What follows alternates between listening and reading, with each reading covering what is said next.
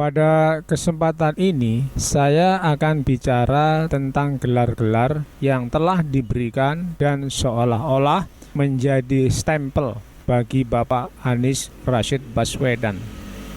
Gelar-gelar tersebut antara lain, yang pertama, beliau disebut sebagai Bapak Politik Identitas. Kedua, beliau disebut sebagai orang yang pintar ngomong. Ketiga, beliau disebut sebagai orang yang banyak janji. Keempat, beliau disebut sebagai orang yang anti IKN dan sekaligus tidak mendukung kebijakan-kebijakan pemerintah sekarang. Dan yang terakhir, beliau disebut didukung oleh Wahabi dan kaum radikal.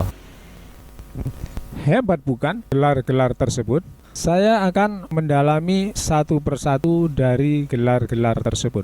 Pertama, soal Bapak Politik Identitas. Gelar ini sebetulnya sudah lama sekali disematkan kepada beliau, yakni mulai pada saat beliau menjadi salah satu kontestan pada Pilkada DKI tahun 2017.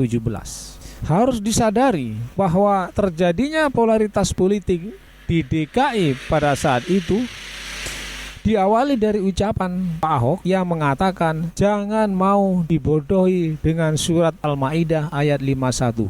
Ucapan Pak Ahok yang semacam itu membuat orang Islam khususnya warga DKI dan umumnya orang Islam seluruh Indonesia marah, dan kemarahannya itu diwujudkan dalam bentuk dukungan politik. Maka mulailah muncul diksi-diksi yang merupakan perlawanan terhadap ucapan Pak Ahok tersebut. Pada saat awal terjadinya polarisasi politik itu, Pak Anies belum muncul sebagai calon gubernur.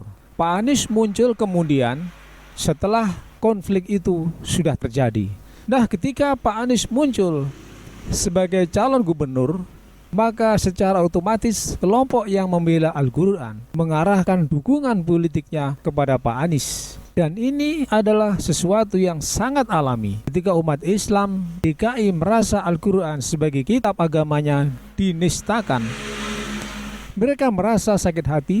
Lalu muncul seorang Anies yang notabene adalah orang Islam yang memiliki pemahaman Al-Quran yang kuat, maka secara otomatis dukungan orang-orang Islam mengarah kepada Pak Anies. Apa yang hendak saya katakan di sini adalah bahwa polaritas politik saat itu bukan dibuat oleh Pak Anies. Betul, Pak Anies mendapatkan keuntungan elektabilitas saat itu, tapi tentang polaritas politik itu tidak dibuat oleh Pak Anies. Jadi sangat salah kalau mengatakan bahwa Pak Anies sebagai orang yang menggunakan politik identitas untuk memenangkan pilihan gubernur saat itu. Karena Pak Anies hanya memanfaatkan situasi dan teruntungkan oleh situasi.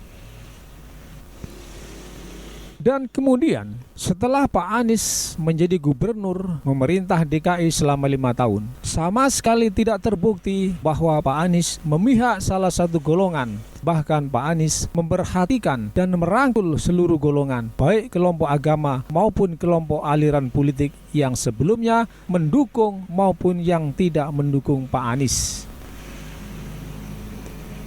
Banyak gereja yang sudah puluhan tahun tidak mendapatkan IMB, lalu setelah Pak Anies memerintah mendapat IMB, dan guru-guru sekolah minggu mendapatkan tunjangan. Begitu juga kaum agama yang lain seperti Buddha misalnya juga mendapatkan perhatian yang sama. Dalam beberapa wawancaranya, Pak Anies mengatakan bahwa saya tidak peduli dengan apapun sebelumnya Anda, tetapi yang penting sekarang kita semua berbuat untuk Jakarta. Dari fakta-fakta tersebut di atas, jelaslah bahwa Pak Anies tidak pantas diberi gelar Bapak Politik Identitas, bahkan seharusnya diberi gelar yang sebaliknya. Di sisi lain, orang yang menggaung-gaungkan bahwa Pak Anies adalah orang yang membawa politik identitas, justru mereka sendiri yang terjangkit oleh penyakit politik identitas itu, dengan mengatakan jangan pilih Pak Anies, orang keturunan Yaman itu. Bukankah ini sebuah pemikiran politik identitas yang merupakan kebalikan dari apa yang selama ini mereka tuduhkan kepada Pak Anies?